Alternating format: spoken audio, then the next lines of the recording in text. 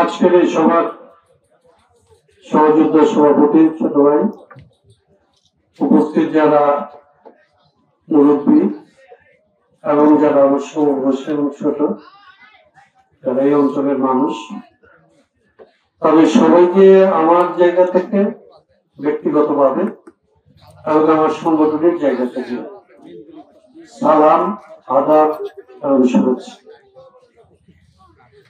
আমাকে এখানে যেভাবে পরিচয় করানো হয় কিংবা যেভাবে পরিচয় করানো হয়েছে, এটা আসলে আমার এখানকার পরিচয় না। আমার মনে সাজ্জাদ পারভেজ বলছিল যে আমি ডায়াবেটিস স্কুলের ছাত্র। আমি একদম যে আপনাদের বাড়ির সামনে যে আসলে আক্তার স্কুল করতাম আমরা ছোটবেলাতে, ডায়াবেটিস স্কুল না, ডায়াবেটিস স্কুল নামে আছেন আমরা ছোটবেলাতে আক্তার স্কুল। এই আক্তার একটা বাংলা স্কুল আছিল, চেয়ার টেবিল আছিল না, বট গাছের নিচে, পুরো গাছের বট গাছ চাইলে আছি, বৈষ্ণব গাছে একটা বড় বট গাছ আছে। আমি এই বট গাছের নিচে আসলে এই প্রাইমারি স্কুলটার ছাত্র।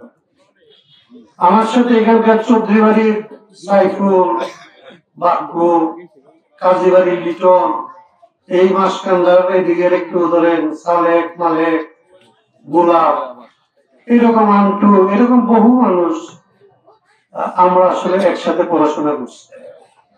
দুর্ভাগ্য হইল যে এদের অনেকে আজকে আসলে আর জীবিত নাই। আপনাদের অনেকের এটা পরিচিত।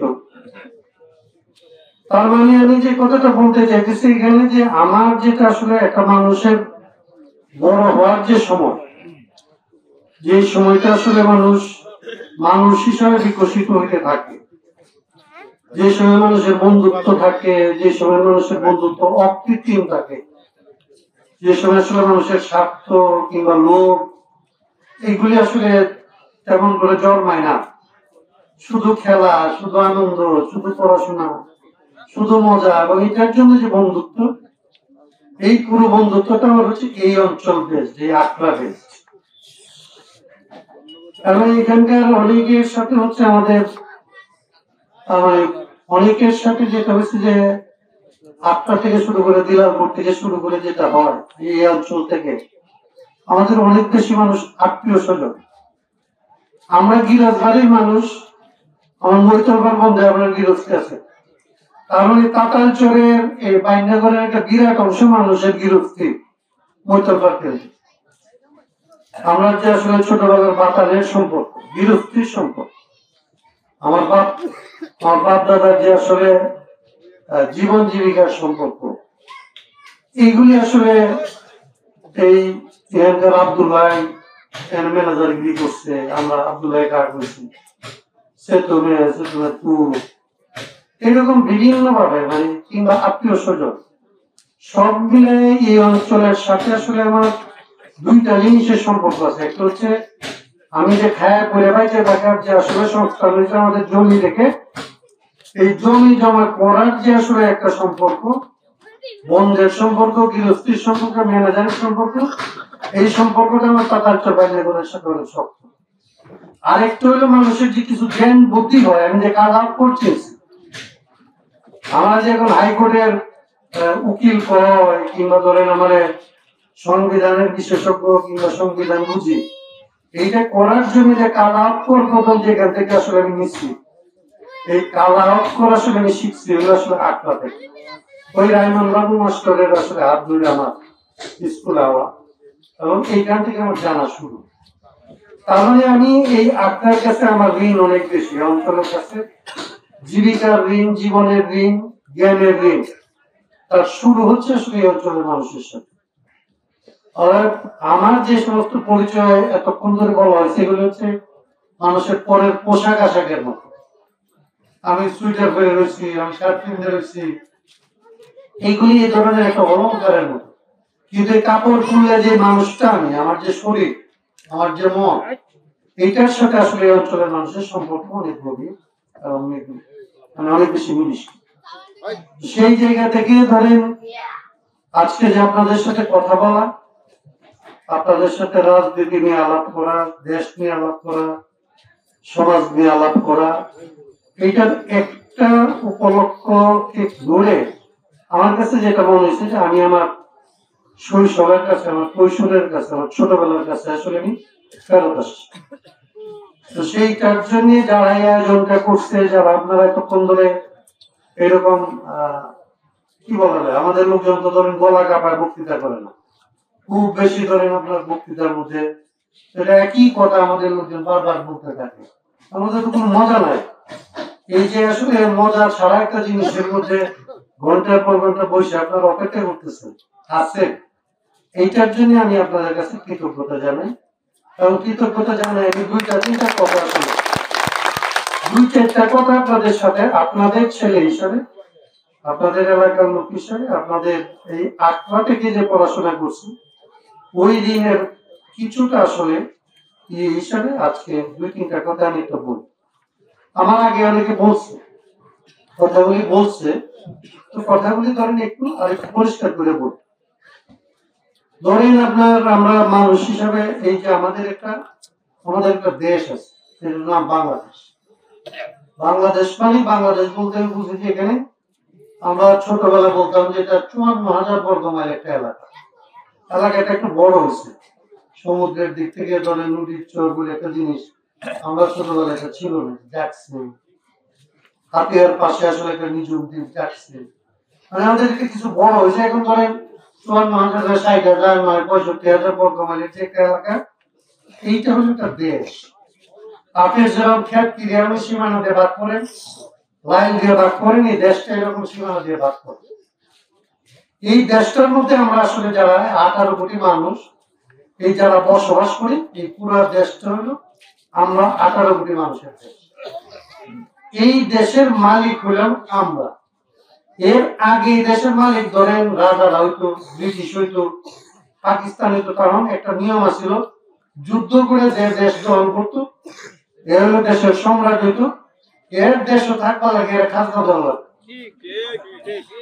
কিন্তু আমরা পরের যে জেনারেশন আজকের যারা তারা জানবেন যে আমরা এই দেশটা সম্রাট থেকে ব্রিটিশ থেকে আসলে যুদ্ধ করে স্বাধীন করছি, এটা কোনো একজনে করে নাই, সবাই মিলে করছে। তাইলে তারপর থেকে দেশটার মালিক হলাম আমরা। এইখানে এখন আর খাজনা দিয়ে আমার থাকার কথা না, আমি কারো আসলে প্রজা নতো। খাজনা জিনিসটা দেয় প্রজা, জমিদাররা দেয়, মালিকরা দেয়, আমি কোনো খাজনা দিই না, আসলে আমার কোনো খাজনা থাকার কথা না। একটা জিনিস আমরা দেই, ট্যাক্স দেই, একটা জিনিস আমরা দেই, উন্নয়ন কর দেই, আমার জমির এখন যেটা দেই আমি উন্নয়ন কর দিই। এই কথাটা আমি বলতেছি এই কারণে, আমি যে ট্যাক্স দেই, এই ট্যাক্স দেই মানে যারা আমি দেই এ আমার সম্রাট না, এ আমার জমিদার না, এ আমার রাজা না। এর আমি একটা ট্যাক্স দেই, তার কারণ হইল আপনি যখন ধরেন একটা স্কুল যখন আসলে সরকারি না হয় তখন কি হয়, একটা মসজিদ, একটা মাদ্রাসা যখন সরকারি না হয় তখন কি হয়, আমরা আমাদের যারা সন্তানরা পড়ে আমাদের যে সমাজের মধ্যে আমরা এটা বানাই, এই সমাজের লোকজন মুষ্টি তুলি, চাঁদা তুলি, বাড়ি থেকে আইনি এটা নিজেরা মিলে চালায়। এটা চালানোর একটা পরিকল্পনা করা লাগে, একটা কমিটি বানায়, মাদ্রাসা কমিটি বানায়, মসজিদ কমিটি বানায়, তারা একটা দায়িত্ব দেয়, এবং এই দায়িত্ব যদি ঠিক মতো না চলে তাহলে একটা বদলায় আরেকটা কমিটি। এই যে দেশ, এই যে 65,000 বর্গ মাইলের দেশ, এটা চালানোর জন্য আমরা আসলে কিছু মানুষকে ক্ষমতা দিই, ক্ষমতা দিয়ে বলি যে তুমি 5 বছর চালাইবা তোমরা সরকার। সরকার মানে রাজা না, সরকার মানে আমার এটা চালানোর জন্য আমি তারে নিয়োগ করি, আমি তারে নিয়োগ করি, তারে বেতন দেই, তারে বোনাস দেই, তারে গাড়ি দেই, তারে হেলিকপ্টার দেই, তার যাতে কাজটা সময়টা যাতে কাজে লাগাইতে পারে, তার যাতে আসলে কোনো সমস্যা না হয়, তাইলে দৌড়বার লাগিয়ে সে যাতে স্মুথলি দৌড়তে পারে, তার কোনো সময় হেলিকপ্টার পর্যন্ত সে যাতে অসুস্থ না হয়ে পড়ে তার জন্য আমি সার্বক্ষণিক ডাক্তার দেই, কারণ তার উপরে আমি 18 কোটি মানুষকে চালানোর একটা দায়িত্ব দিচ্ছি, তার একটা ভালো বেতন দিই। এই টাকাটা আমরা দিই। কোন একটা জমিদারের পুত, কোন একটা রাজার পুত বাংলাদেশে কোনো টাকা দেয় না। বাংলাদেশের যারা যারা রাজার দায়িত্বটা মনে করে রাজা হয়েছে তারা আপনার পুতের টাকায় চল, কিন্তু ভাবটা এরকম করে আমি এটা দিচ্ছি, আমি এত টাকা বরাদ্দ করছি, আমি আপনার এলাকার উন্নয়ন করে দিচ্ছি। আরে তুই যদি আমার এলাকার উন্নয়ন করে দেস তাহলে তোরটা কমবে, আমারটা বাড়বে। তোরটা বাড়ে কিভাবে? তুই যদি দেস তাহলে তুই আমার তো চুরি করে নিয়ে শূন্য পাবে। তোর তো বাড়ার কথা না, তুই যদি দেখ দিতে থাকলে তো কমবে। কোন একটা এমপি, কোন একটা মন্ত্রী, কোন একটা প্রধানমন্ত্রী সরকার চালায় গেছে 5 বছর, তার টাকা কমছে এরকম ঘটনা শুনছেন? তার মানে যে কথাটা বলে, কথাটা হলো প্রথমেই মিথ্যা কথা বলে, চুরের কথা বলে, বেইমানি একটা কথা বলে, কোন ইমান নাই। প্রথমত এইটা হচ্ছে আপনার জানতে হবে যে এই টাকাটা আমরা দিই, এটা আপনার প্রথমে জানাবে। 2 নম্বর জানার ব্যাপারে টাকা আমরা দেই মানে এর একটা করে, তখন আমার একটা ট্যাক্স ফাইল আছে, আমার কাছ থেকে ইনকাম ট্যাক্স নেই। আমাদের এখানকার অনেকেরই ইনকাম ট্যাক্স দেওয়া লাগে। তারা মনে করে ইনকাম ট্যাক্স যা দেয় এর একটা মর্যাদা পাওয়ার অধিকার আছে, কারণ ও টাকা দেয় সরকার। আর বাকি মানুষ যাদেরকে আপনারা ইনকাম ট্যাক্সের ফাইল নেন, ভাবতে হলে এরকম এরা তো কোনো টাকা দেয় না, এরা তো সরকারের কোনো ট্যাক্স দেয়। আমি সবসময় বলি যে ধরেন এই যন্ত্র, এটা দিয়ে যে আপনি কথা বলেন, এটার ভেতরে আপনি 100 টাকা ঢুকান, এটা আসলে কয় টাকার কথা বলে না, কয় টাকা সরকার এখান থেকে নেয় আপনি জানেন? না। এইখান থেকে সরকার এখন 53 টাকা কাটে। এইবারের ঘটনার পর থেকে 53 টাকা সে সরকার নেয়। তাহলে এই রকমের ইনডাইরেক্ট ট্যাক্স, এগুলোকে বলছে একটু আগে কে যেন বলছিল ইনডাইরেক্ট ট্যাক্স, সাবজেক্ট পাবে। এইরকম ইনডাইরেক্ট ট্যাক্সই হচ্ছে ধরেন যত ট্যাক্স উঠে তার 90% হচ্ছে ইনডাইরেক্ট ট্যাক্স। তার মানে আপনার টাকা দিয়ে চলে, কিন্তু ভাবটা দেখে এরকম যে আপনার কোনো টাকা নাই। ও চুরি কায়দায় নেই, কায়দাটা এরকম করে যে আপনার টাকায় চলে, কিন্তু ভাব দেখে হচ্ছে ধনীদের টাকায় চলে, ইনকাম ট্যাক্স ওনাদের টাকায় চলে। এবং এরা যখন বসে আলাপ করে তখন বলে খুব কম মানুষ ট্যাক্স দেয়, ওই হারাম এলাকার থাপড়ানো দরকার। এই যে থাপড়ানো আইনটা নাই, এই যে চুরির মতো করে কথা কয়, মিথ্যা কথা বলে, কি কোনো বিচার করার কোনো ব্যবস্থা আছে? কোনো ব্যবস্থা নেই। কিন্তু দেশ একটা মিথ্যা কথা যদি আপনি ক্ষমতায় থেকে বলেন, একটা রাষ্ট্রের ক্ষমতা নিয়ে, ও ক্ষমতা নেওয়ার সময় শপথ নেন, ও বলে যে কোনো পক্ষপাত করবে না, দেশের সাথে কোনো বেইমানি করবে না, দেশের স্বার্থের বিপক্ষে যাবে না, মিথ্যা কথা বলবে না, এটা ধরেই না হয়। তাহলে ওই রকমের লোক যে শপথ নিয়ে ক্ষমতায় যায় আর যে মিথ্যা কথা বলে, ওর তো আসলে চাপকানো দরকার নাকি? কিন্তু এই কোন চাপকানো তো দূরের কথা, ও আপনাদের চাপ ওরে আসলে পুলিশ সেল হতে, পুলিশকে তুই তো আমাদের পোলা পাবে। আমার যে ছেলেটা 8 পাস করছে, 9 পাস করছে, কোথাও আসলে আর কিছু করতে পারে না, এলাকার মধ্যে তার একটা আত্মীয় আছে, তার একটা নেতার সাথে একটু পরিচয় আছে, ওর বাপ 8 লাখ টাকা 10 লাখ টাকা কোন রকম জায়গা জমি বেচে ওর কাছে দিয়া কোন রকম একটা ছেলের পুলিশের চাকরি দিচ্ছে। ওই আমার ছেলেকে দিয়ে তো কি করে, আমার ছেলেরা যখন চাকরিতে নেয়, ওরা আগে দেখবেন এলাকায় একটা মুরব্বীর সামনে বিড়ি খায় না, বেদবি করে না, কোন রকম মানুষের দিকে চোখ তুলে তাকায় না। যে ছেলেটা ওরে নিয়ে একটা জঙ্গলি হওয়ার একটা ট্রেনিং দেয়, ওরা একটা ট্রেনিং দিয়ে 6 মাস পরে যে মানুষ আসছিল ওরে পুলিশ বানায়। পুলিশ মানে কি? পুলিশ মানে আপনার আরেক পোলারেও পিটাইবে, পুলিশ মানে আপনার আরেক ভাইরেও পিটাইবে। কার পক্ষে পিটাইব? ওই যে যাদেরকেও স্যালুট দেয় ওদের পক্ষে পিটাইবে। ওই যে আমার টাকায় বন্দুক কিনবে, আমার টাকায় গুলি কিনবে, পিটানোর যে লাঠি এটা আমার টাকা দিয়ে কিনবে, আমার ছেলেকে দিয়ে ব্যবহার করে আমাকে পিটাতে হবে। এই যে আইন, এটা ব্রিটিশরা বানাইছিল, পাকিস্তানি আইন বহাল রাখছিল। আমরা এই আইনটাকে সংস্কার করার কথা বলি, আমাদের রাষ্ট্র সংস্কারের কথা বলি। আমরা বলি এই সংস্কার এখানে করতে হবে। আমার টাকায় যদি তুমি চলো, আমার বাড়িতে যে কামলা দেয় ওকে আসলে আরেক বাড়িতে হিসাব দেয়? আমার টাকায় যদি তুই বেতন দিয়ে চলিস, তাহলে তোর তো আমাকে হিসাব দিতে হবে বছর শেষে, তবে কয় টাকা দিছি, তুই কয় টাকার কাম করছো। বাংলাদেশে হিসাবের আইনটা নাই। বাংলাদেশের যত আইন আছে ও আপনার কাছ থেকে হিসাব নেওয়ার আইন আছে। আপনার টাকা দিচ্ছেন কি দিচ্ছেন এই জন্য, ট্যাক্স দিচ্ছেন কি দিচ্ছেন না, এইটার জন্য আইন আছে। ব্যাট দিচ্ছেন কি দিচ্ছেন না, ব্যবসা ঠিক মতো করতেছেন কিনা, লাইসেন্স ঠিক মতো নিচ্ছেন কিনা, ফি ঠিক মতো দিচ্ছেন কিনা, কামলা করতে গিয়ে আসলে জমিতে কামলা করতে গিয়ে টাকা দিচ্ছেন কিনা, ওষুধ কিনতে গিয়ে আপনি কত টাকা ফি দেন আপনি জানেন, এই টাকা আপনি ঠিক মতো দিতেছেন কিনা, এটার জন্য মামলা করে। কিন্তু এই টাকা নিয়ে কোথায় খরচ করে, যে আমাদের ভূমিহীন আন্দোলনে গিয়ে বলতেছিল নাসির, এই টাকা নিয়ে ঢাকায় গিয়ে 3 তলা রাস্তা বানাইছে। নাসির আমার ঢাকায় এসে বলছে, কারণ ভাই এই যে রাস্তা বানাইছে, যে পিলার, এক এক পিলারের মধ্যে কত টাকা খরচ হয়েছে, আমি তো জানি না কয় টাকা করে খরচ হয়েছে। বলে আমার তো আন্দাজ যত টাকা খরচ হয়েছে এক পিলারের মধ্যে, এই টাকা দিলে আমার ইউনিয়ন পর্যায়ের আমাদের তো অনেকের আসলে অনেক অনেক বড় কর্মসংস্থানের একটা ব্যবস্থা হবে। আমার টাকা উন্নয়ন কোথায় হবে, কোনটার নাম উন্নয়ন, কোনটার নাম উন্নয়ন, কোন উন্নয়ন আমি চাই আর কোন উন্নয়ন আমি চাই না, এটাকে আমার সাথে আলাপ করে বাজেট করার সময় আমার টাকা দিয়ে বাজেট করে, আমার টাকা নিয়ে তর্ক করে, আমার টাকা খরচ করে, আমার টাকার হিসাব দেয় না, এমন ভাবে প্রজেক্ট বানায় যে যত বেশি টাকা সে চুরি করতে পারবে যেখান থেকে, ওইভাবে সে আসলে প্রজেক্ট বানায়। ওই প্রজেক্ট বানানোর যে কায়দা, ওই উন্নয়নের যে কায়দা, ওই টাকা দিলে দিয়ে গিয়ে ওর জন্য খরচ করার যে কায়দা, সে কায়দার ভেতর দিয়ে তাদের এত টাকা হয় যে বাংলাদেশে জায়গা জমি কিনে তার আসলে পোষায় না। সে মালয়েশিয়ায় কিনে, সে সিঙ্গাপুরে কিনে, সে কানাডায় গিয়ে কিনে, সে আমেরিকায় কিনে, সে ইংল্যান্ডে কিনে, এক দেশে কিনে তার পোষায় না।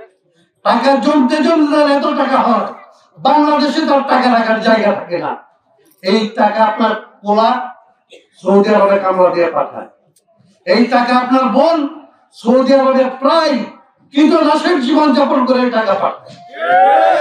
আমার ছেলেরা এই যুগে, আধুনিক যুগে জাহাজে না চড়তে পারে, ব্যাপার বিপদে পড়ার মতো করে কাঠের নৌকা দিয়ে সমুদ্র পাড়ি দিয়া মায়ানমারে যায়, মালয়েশিয়ায় যায়, ওইখানে গিয়ে টাকা পাঠায়, আর ওই টাকা ওই চোরের বাচ্চারা চুরি করে এই চোরের বাচ্চারা চুরি করার আইন বানাইছে। চোরের বাচ্চারা এমনিতে সাধুর মতো কাজ করে, নেতা সাজে, নেতা হয়ে টাকা চুরি করে। ও তো এমনিতে আপনার কাছে জোর করে নেয় না, আইন বানাইছে চুরি করার আইন। এবং চুরি করার আইন এরকম, বাংলাদেশের একটা আইন বানাইছিল এই খালেদা, আরে হাসিনা, খালেদার পরে যে আসছে, আইসে কি আইন বানাইছে, ও যে খালেদার পরে নাকি আসলে খাম্বা লাগাইছে, বিদ্যুৎ দেয় নাই, তাড়াতাড়ি বিদ্যুৎ দেওয়া লাগবে। তাহলে কি করতে হবে, বিদ্যুৎ দেওয়ার জন্য, তাড়াতাড়ি করার জন্য কুইক রেন্টাল বলে একটা আইন বানাইছে। আমি তাড়াতাড়ি বিদ্যুৎ দিব, 1 টাকার বিদ্যুৎ আমি 10 টাকায় কিনবো না 20 টাকায় কিনবো, এটা তুমি জিজ্ঞেস করতে পারবে, তুমি আদালতে পর্যন্ত যাইতে পারবে না। আইন বানাইছে কোরবানি জ্বালানি খাতে, জ্বালানি খাতে কত টাকার জিনিস কত টাকায় সে কিনবে, এইটার হিসাব সে দিবে না। এবং এটার হিসাব নেওয়ার জন্য আপনি আদালতে কোনো মামলা করতে পারবেন। এই আইন বানাইছে সংসদে বসে চোরের বাচ্চা, চুরি করার পক্ষে আইন বানাইছে। বিচারক নিয়োগ করছে, বিচারক। সামিট গ্রুপের কথা বলতেছিল কোন আগে গিয়ে, সামিট গ্রুপ $2 বিলিয়ন, $2 বিলিয়ন হচ্ছে, ধরেন 2 বিলিয়ন হচ্ছে 1000 কোটি হচ্ছে 1 বিলিয়ন, তাহলে 2 বিলিয়ন হচ্ছে 2000 কোটি। ডলার হইলো $1 সমান আপনি জানেন এখন 100 টাকার উপর 127 টাকা, তার মানে প্রায় 20,000 কোটি টাকা আমরা সিঙ্গাপুরে, 30,000 কোটি 25,000 কোটি টাকার মতো সিঙ্গাপুরে তারা বিনিয়োগ করছে। এইটা একটা পত্রিকার সাংবাদিক, এইটার পিছনে এই টাকা কোথায় গেছে, কিভাবে গেছে, কোথেকে কোন কোম্পানি হয়ে আসছে, তারপরে কি কিনছে, কোন কোন জায়গায় কিনছে, এইরকম একটা রিপোর্ট পত্রিকায় ছাপা হয়েছে। ছাপা হওয়ার পরে এরকম বাইর হয়েছে, ডেইলি স্টার বলে একটা পত্রিকা, আপনারা পড়েন না, ইংরেজি ভদ্রলোকরা পড়ে, তো ডেইলি স্টারে ছাপা হয়েছে প্রথম পাতা বড় করে। ছাপা হওয়ার পরে একটু থাকে না, আমাদের চাইতে কম বয়স, আমাদের ছোটবেলায় যেরকম মনে করতাম লাঠি দিয়ে পিঠেই দেশ সিধা করে ফেলবো, লেখক শিবির আমরা যারা করতাম, আমরা আপনাদের বয়স করা জানেন, আমরা মনে করতাম ছোটবেলায় পিঠেই সব সিধা করে। তো ওই যে ধরেন ওই বয়সের পোলাপান হাইকোর্টে নিয়ে গেছে কাগজ দিয়ে গিয়ে মামলা করছে যে না, এদের যে টাকা চুরি করলো এদের বিরুদ্ধে ব্যবস্থা নিতে হবে। হাইকোর্টের চোখের সামনে এরকম একটা জিনিস দেখে কি করবে, বলছে ঠিক আছে এদের বিরুদ্ধে তদন্ত করো। তদন্ত করলে এটা আপার পোড়া পান্ডায় তো সুপ্রিম কোর্টের যে বিচারপতি ওনারে দিয়ে উনি তো এখন পলাইছে, ওনারে দিয়ে বলছে আমার জীবনে আমি হাইকোর্ট ওকালতি করি 30 বছরের বেশি হবে। তো ওনারে দিয়ে সুপ্রিম কোর্টের চিফ জাস্টিস দিয়ে চেম্বার জাজ থেকে আদেশ হয়েছে এইটার এখন কোনো তদন্ত চলবে না, চুরি হয়েছে তদন্ত চলবে না, এইটা হচ্ছে আদালত। তার মানে আপনার টাকা দিয়ে আপনার টাকা নিয়ে যাবে এটার জন্য আইন বানাবে, আপনার টাকার হিসাব দিতে হবে এটার জন্য আইন বানাবে, আপনার টাকা চুরি হয়েছে আইনের পাখি দিয়ে তারপরে যেটা হয়েছে সেইটার জন্য ধরা পড়ছে রিপোর্ট হয়েছে সেটার তদন্ত চলবে। এই হচ্ছে বাংলাদেশের রাষ্ট্র, এই হচ্ছে সংসদ, এই সংসদে যায় আমাদের এই লোকরা, সংসদে গেলে ভাত পাওয়া যায়। এই হচ্ছে সংসদ, এই হচ্ছে আইন, এই হচ্ছে বিচার, এই হচ্ছে পুলিশ, এই হচ্ছে আমাদের রাজনীতি। এইটাকে আসলে আমরা বলি সংস্কার করতে হবে। এই পুরো জিনিস সংস্কার করে আমার টাকায় যারা চলে আমার পক্ষে আইন বানাইতে হবে। আমার পক্ষে আসলে চুরি বন্ধ করে আমি বলি যাচ্ছে চুরি পর্যন্ত আমি মানছিলাম। আমি আরেকটা কথা বলি, ঠিক আছে টাকা কোনো রকম চুরি করে গেছে, তো চুরি করে তাহলে তুই এই দেশে টাকাটা বিনিয়োগ কর, এইখানে একটা কলকারখানা দে, এইখানেই কর, তাইলে তো আমার পোলাপান আসলে সমুদ্র পাড়ি দিয়ে বিদেশে কামড়া দেওয়া হবে। ওই চোরের বাচ্চারা এখানে চুরির টাকা এটা বিনিয়োগ করা পর্যন্ত এটা করবে। তার মানে তাহলে আমাদের আইন বানাইতে হবে চুরি হবে না, পাচার হবে না, এই আইন তো লাগবে। পাচারকারীকে আপনি এই যে এবার যেটা হল এখন পর্যন্ত যেটার জন্য গতকাল আমি টেলিভিশন বলতেছিলাম এটা বাংলা টিভি, যে আপনার একটা ধরেন এমপি, একটা এমপি হয়েছে, ধরেন আমি একটা কথা কেবল করতে বলি, কথাটা শেষ করছি। একটা এমপি হয়েছে হওয়ার সময় সম্পদের হিসাব দেয়, দিয়ে তখন মানে ধরেন 5 লাখ টাকা আছে, 20 লাখ টাকা আছে, তার 50 লাখ টাকা আছে। 5 বছর পরে আরেকবার এমপি হওয়া, ও তখন বলতেছে ওর 100 কোটি টাকা আছে, 500 কোটি টাকা আছে, এবং এরপরের 5 বছর 1000 কোটি টাকা হয়ে গেছে। এইগুলি হচ্ছে স্বীকৃত, চোররা এগুলি লিখিত দিছে, চোরদের এফিডেভিটের মধ্যে লিখিত দিছে এইরকম টাকা সম্পদ এইরকম বাড়ছে। ধরেন আপনার 1 টাকা হয়তো 110 টাকা, আর 100 টাকা হইতো, 100 টাকা হইতো 1000 টাকা হইতো, আপনার টাকা 800 গুণ বাড়ছে, আপনার টাকা 1300 গুণ বাড়ছে, 1400 গুণ বাড়ছে, এরকম এমপি আছে। আমরা বলছি যারা এই চোরদের টাকা তো এগুলি তো তাদের হিসাবের টাকার মধ্যে চুরি আছে, তোর বাড়ি ভাঙার দরকার, তোর বাড়ি বাজেয়াপ্ত হবে, ওর বাড়ি বাজেয়াপ্ত হয়ে আমাদের মানুষদের জন্য মানুষের টাকার ওটা মানুষের টাকার সম্পদ, ওইগুলি বাজেয়াপ্ত করে মানুষকে বিলাই দিতে হবে।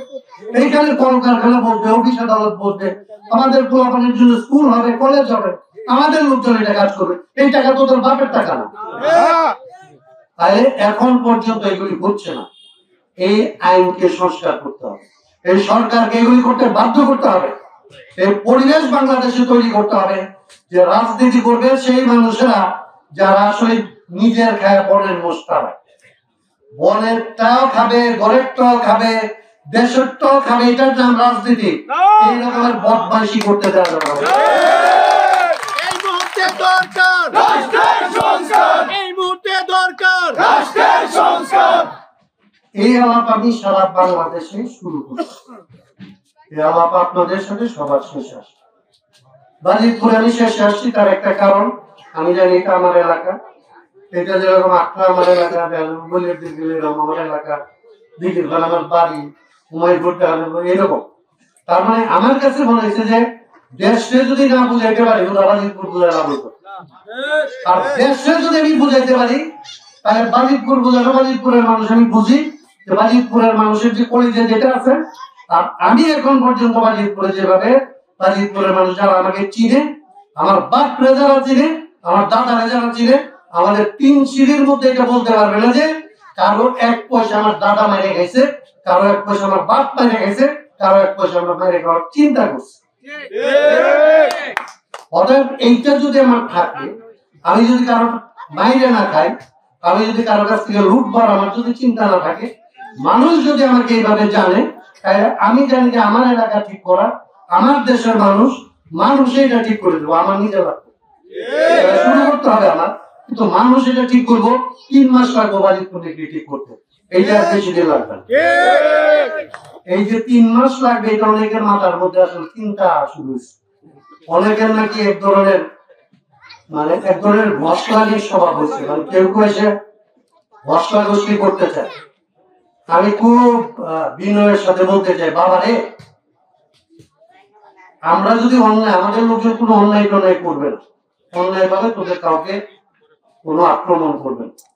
কিন্তু বাবা তুই যদি মনে করো যে আমার এই বসলে আমার সাথে অন্যায় করে তোর আসলে এই পরিমাণ শক্তি হয়েছে যেটা আমার সাথে দেখাইতে হবে, তাইলে তোর বাপের কাছে জিজ্ঞাস বাজিতপুরে দেখাইতেছে এরকম যারা যারা আইছিল তাদের অবস্থা কি হয়েছে।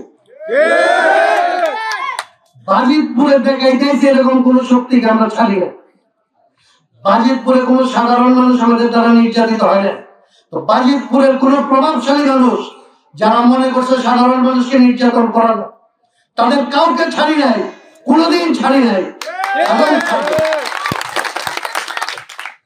বসকা গোষ্ঠী যারা করতে চান তাদেরকে অনুরোধ করতে চাই, শান্তিপূর্ণ ভাবে আপনার যদি কোনো রাজনীতি থাকে আপনি করেন, আমরা আপনার আগাইতে যাব না, তাহলে নামও নেব না, আপনার নাম ধরে দল ধরে কোনো কথাই বলবো না। তো আমাদের সাথে বসাই গেছে হইলে পরিস্থিতিটা খারাপ, পরিস্থিতিটা খারাপ হলে কারোর জন্য ভালো হবে। একটা কথা বলে কথাটা শেষ করি, বাজিতপুর দিল্লিতে কিংবা বাংলাদেশে আজকে যে রাজনীতিটা আমরা শুরু করছি এটা একটা নতুন রাজনীতি। এর আগে পর্যন্ত রাজনীতি হয়েছে 53 বছর ধরে রাজনীতি আমরাও যেটা করছি আগে, এইটা হলো এরকম, আমরা মনে করছি এই যে জয়নাল মিয়া ও হলো মুখ পার্টি, ওর চোখ, ও যদি ওর বদলে আমি ফিরিস্তা আমার দেই তাইলেই ভালো দিয়ে দেখছেন আমি হলাম এলাতে বেশি চোখ। পরে আরেকজনে কইছে যে না না এরা দুইজন চোখ আমার দেই আমি ভালো।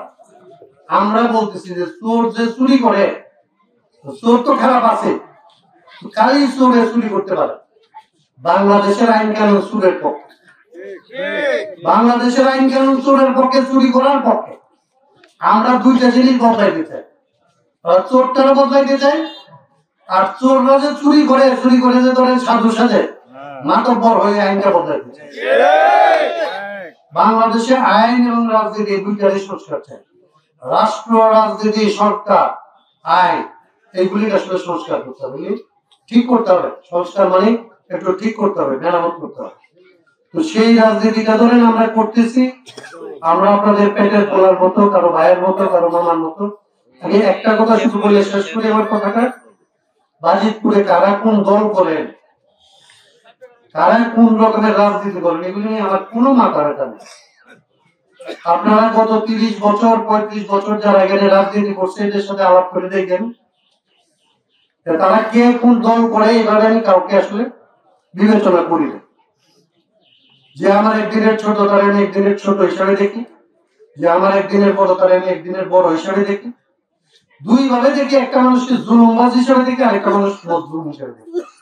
জুলুমবাজ মানুষটা আমার বড় হোক ছোট হোক করে আমি মন থেকে পছন্দ করি, ওরে আমি সালাম দেই না, ওর সাথে আমি চলি না। আর যে মজলুম, যে আসলে কোনো না কোনো ভাবে নির্যাতিত, সে দলের ভিতরে দল দিয়েও নির্যাতিত হইতে পারে। দল যারা করে এ দলের সব মানুষ আসলে দলের কাছে ন্যায় বিচার পায়। আওয়ামী লীগ যারা করছে ধরে, আওয়ামী লীগের সবাই সমান সুযোগ পাইছে। এখন যে দলটা করে, যারা ধরেন এখন দলে যারা মনে করতেছে ক্ষমতায় আসবো, লুটপাটটা কি সবাই করে? তার মানে আমি বলি যে একটা লুটের গোষ্ঠী আছে, একটা জুলুমের গোষ্ঠী আছে, তো সব দলের মধ্যে আছে। আর একটা হলো লুটের বিরুদ্ধে, লুটটাকে আসলে চায় না এরকম একটা মানুষ আছে। লুট যারা চায় না, আওয়ামী লীগ করে না, বিএনপি করে, এইটা আমার কাছে বিবেচ্য বিষয় না। এই মানুষ আমার দলের মানুষ। আর যে জুলুম করে, যে লুটপাট করে, এ যদি আমার দল করে, আমারে যদি দেখান যে আপনার দলের এই যে জয়নাল দিয়েছে লুট করে, এর সাথে আমি না, এইটুকু আমার দল, এইটা নিয়ে আমি বাজিতপুর দিল্লিতে থাকতে চাই। রাষ্ট্র সংস্কার আন্দোলন একটা পার্টি, এটা ঠিক আছে, তো এই পার্টিটা এরকম না যে অন্যান্য পার্টি যেরকম এরকম পার্টি। তারা কতগুলি নির্দিষ্ট কাজ করার জন্য একটা পার্টি, এই কাজটা করার লক্ষ্যে সে একটা পার্টি। এরকম না যে এটা আমার একটা পার্টি বা অমুকের একটা পার্টি।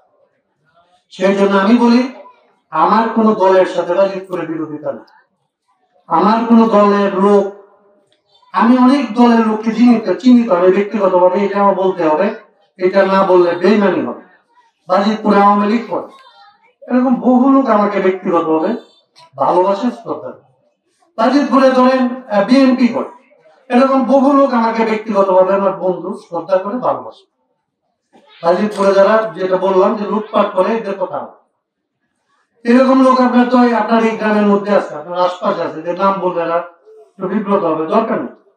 তো আপনি জানেন যে এই আমি গাভুটে থাকছি, আমি দাতারজোর থাকছি, আমি বাইনগর থাকছি, আমি ধরেন এই এলাকার মধ্যে আমি যেটা বললাম, যে সমস্ত জায়গার মধ্যে বহু মানুষ আমাদের পারিবারিক ভাবে সম্পর্কিত, ব্যক্তিগত ভাবে সম্পর্কিত, বন্ধু হিসাবে সম্পর্কিত, ক্লাসমেট হিসাবে সম্পর্কিত। এই মানুষগুলি কারা কোন দল করেন, আমি বাংলাদেশে বাজিতপুর নির্লিকে আমি এইভাবে দল দেখতে চাই। আমি এখানে দল দিয়ে বাজিতপুরের রাজনীতি করবো না। বাজিতপুরের রাজনীতি আমি মজলুমার জুলুমের রাজনীতি, বাজিতপুর নির্লির রাজনীতি হবে মজলুমের বিরুদ্ধে, আর জুলুমের বিরুদ্ধে মজলুমের রাজনীতি। এবং এইটা রাষ্ট্র সংস্কার বলে, এই রাষ্ট্র সংস্কার আমি করবো না, আমি রাষ্ট্র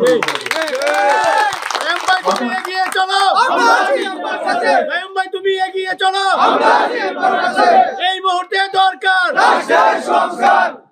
এইটাই আমার শেষ কথা আপনাদের কাছে। আপনাদেরকে অনেক কষ্ট দিচ্ছি, এখানে নিয়ে আসছি। আমার একটা সুবিধা হয়েছে, আপনাদের অনেকের সাথে অনেকদিন পরে আমার দেখা হয়েছে, আপনাদেরও দেখা হয়েছে। আমি ধরেন এরা যত ফরমাল, আমি এত ফরমাল না। আমি মনে করি এই অঞ্চলের মানুষের কাছে আমার দাবি আছে, বাংলাদেশের সারা বাংলাদেশের মানুষের কাছে আমার কোনো দাবি নাই।